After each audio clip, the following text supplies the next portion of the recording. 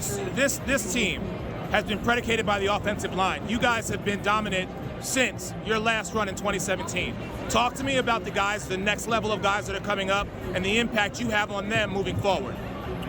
The O-lines continue to evolve. Jordan Mailata has established himself over the past few years. Landon Dickerson had an awesome year. Isaac, who's been probably the most talented lineman, can play all the positions. I just think with the number of games that we played and the way that Jeff Stoutland coaches his approach every day has been the reason why the Eagles have been successful, as far as the O-line is concerned for the past 10 years. Even guys going out or injured, backups come in and play to a starter's level. And, you can't say enough about Coach Stoutland. Thank you. Over the last 5 years, talk to me about where you've been to where you are now. 5 years ago, you were instrumental in winning the team's first championship. 5 years later, you back in the big game. Take me through that process. Just enjoying your role. Whatever my role has changed since that game. And so coming off the bench and, relieving some of the guys and just enjoying that moment, I think this time around we're a little more talented than we were even back then. So that's a credit to Howie and the organization on just reloading and getting guys in that we need to help us win. And I just, now we got to just go put it all together. Talk to me about Coach Gannon. Oh, Coach Gannon, one that was hated by all at first, and now is hopefully going to gain that love from Philly, after we do what we got to do this weekend. Fletch, talk to me about the last 5 years. 5 years ago, you were in this position, and now you're back. Talk to me about then versus now. You appreciate it, right? And when I say that is, you got guys like, rookies you talk to in the locker room, and you're going to a Superbowl their first year, and you kind of look at them and you tell them, do you know how hard it is to get here? And because 5 years ago I was here, and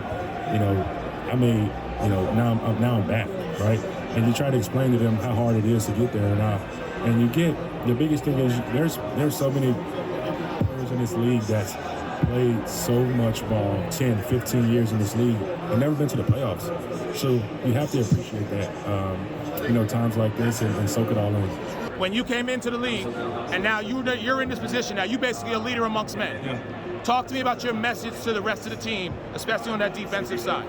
Man, just have composure, man. Play for each other. That's the main thing I always preach about, playing for each other, because a great defense is a team effort defense, because one person get out of the gap, it's all messed up. One big one can make, one person give a big pass without the correct pass rush, a big pass can break out. So I always tell them, man, we got to play as a team as one, and nobody's bigger than the defense. So what would you tell Penn State Miles Sanders before he made himself official for the draft? Before the draft or like my freshman year? Before you made the decision to declare for the draft. Oh, trust yourself, bet on yourself. And that's exactly what I did. Miles, take me through this season, from the call you got with Jalen and the social media till now. Take me through this entire season and how it's been for you. It's been great, man. I think that call just kind of spoke for itself. We were just two friends just happy that, and kind of in disbelief that it came true. We talked about playing together, and like I said, when it came true, we were just laughing and just, sharing the moment. But season's been everything.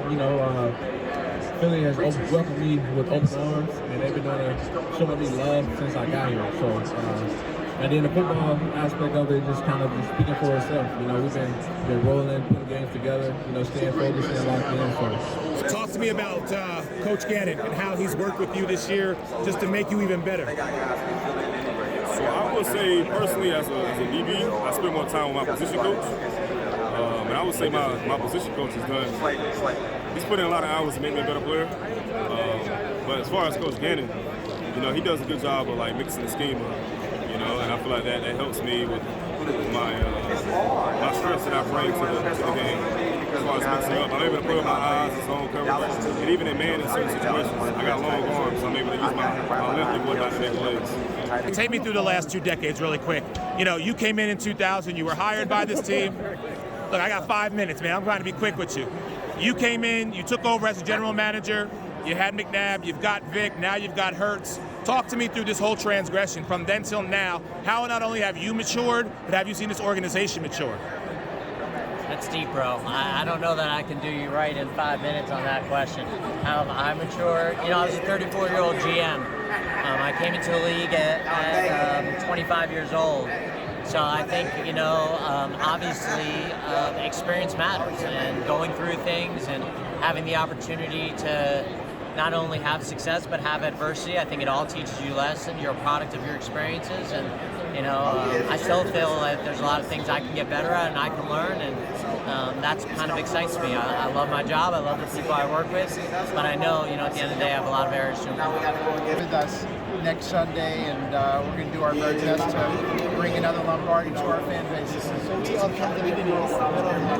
Awesome. Yep. And many of them will be to the game. Have you ever been to the Middle East before? Many times. And you know, I love the Middle East, and you know, whether it's Israel, whether it's the UAE, Egypt, Turkey. You know, it's a wonderful part of the world with an amazing history, wonderful people, and a passion for life. And I appreciate their supporting the Eagles very much. And do you think someday NFL will be looking at the Middle East as a potential market? I think that, you know, it's going to become more and more of a global sport, and wherever there's passion, I think the NFL will follow. Thank you so much, and good luck on Sunday. You're welcome. Thank you. How did Jalen get so much better? Well, you know, I think what people didn't realize about Jalen was he started off very physically talented. Whether it was Alabama, Oklahoma, high school, you know, some people thought of him more as a runner. Well, the guy had a terrific arm throughout. Terrific arm throughout. A live arm, as we call it. But there's no underestimating when somebody wants to be great, wants to attack every weakness that they have, is able to identify what weaknesses they have at any moment in time, and diligently works at it every single day, and will, you know, work with coaches and people around the country. There's nothing that Jalen won't challenge himself to work on, and honestly, I think we're just seeing the beginning. You know, very talented young quarterback that wants to be great, like you see in all sports. There's some athletes that just supersede everything and want to be great. He's one of those. Hi, I'm Alicia Mandel with Athletes in Action, and we're asking people about faith, family, and football. How does your faith and your family interact with each other? Well, I think, you know, I have a lot of faith in human beings and their good side. And when you have a football team, you're a family.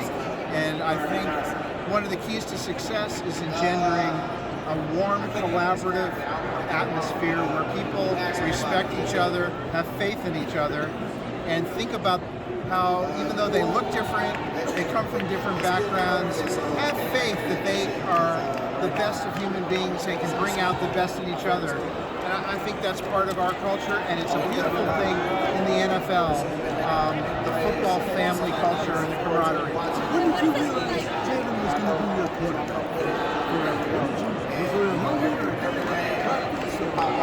I was, you know, I thought when we drafted him he had a huge upside, and you could see the dedication early on, and you know, with that energy and that talent level, awfully confident.